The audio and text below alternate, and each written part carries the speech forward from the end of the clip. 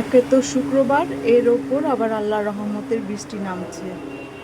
পরিবেশটা ঠান্ডা, হাওয়ায় অনেকই ভালো লাগছে। সাথে হচ্ছে মসজিদ, নামাজ হচ্ছে। আর এই মুহূর্তে আমি নিয়েছি গরুর মাংস, ফ্রিজ থেকে বের করে ভিজিয়ে রেখেছি। তো এগুলো মাংসগুলো কিনে এনেছে এরকম প্রসেস করে, কেটে কেটে নিয়ে এসেছে। বিরিয়ানি খাবে, তো বিরিয়ানি রান্না করব।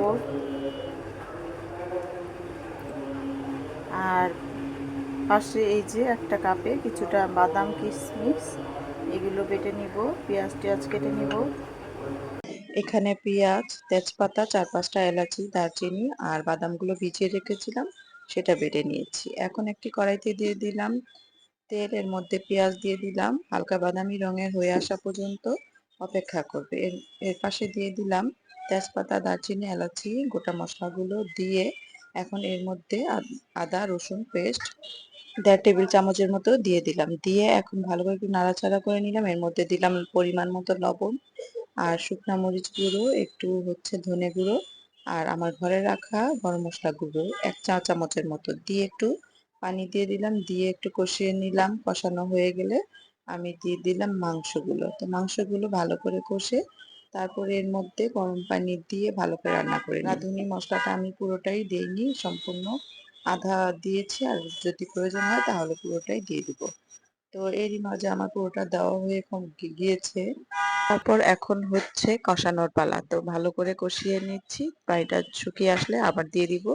গরুর মাংস, যেহেতু গরুর মাংস গলতে একটু সময় লাগে। আর এখানে চালগুলো ধুয়ে নিয়েছি। আমি আবার পানি দিয়ে ভালো করে এই যে কষিয়ে নিচ্ছি। এখানে আমার মাংসটা গলে গিয়েছে। তো যাই হোক, এভাবে রান্না করলে মাংস সুন্দর কালারও আসে এবং স্বাদও আসে।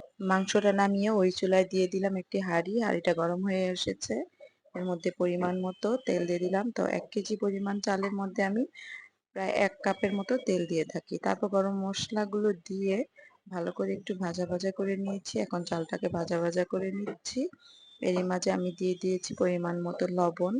তারপর 1 কেজি চালের মধ্যে আমি 1.5 কেজি পরিমাণ পানি দেই। তো আমি পানিটা দিয়ে দিয়েছি। এর মধ্যে আমি ওই যে বাদাম বাটা আর দুধ একসাথে গুলিয়ে দিয়ে দিয়েছি।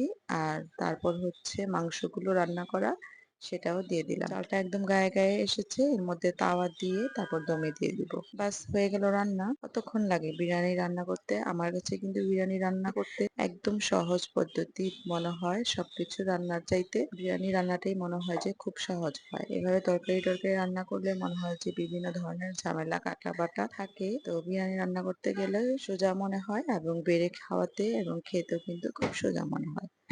আর বিরিয়ানিটা রান্না খুব সুস্বাদু হয়েছিল। তো সবাইকে খেয়ে দিয়ে সবাই যার যার মতো চলে গিয়েছে। এখন আমি খাচ্ছি, আপনাদের সাথে সেটাই শেয়ার করে নিচ্ছি। আর আমার ভিডিওটা যদি আপনাদের কাছে ভালো লেগে থাকে আমাকে লাইক কমেন্ট শেয়ার করতে ভুলবেন না। আজকের ভিডিওটা এখানেই শেষ করছি। সবাই ভালো থাকবেন, সুস্থ থাকবেন, আমার জন্য দোয়া করবেন। আসসালামু আলাইকুম।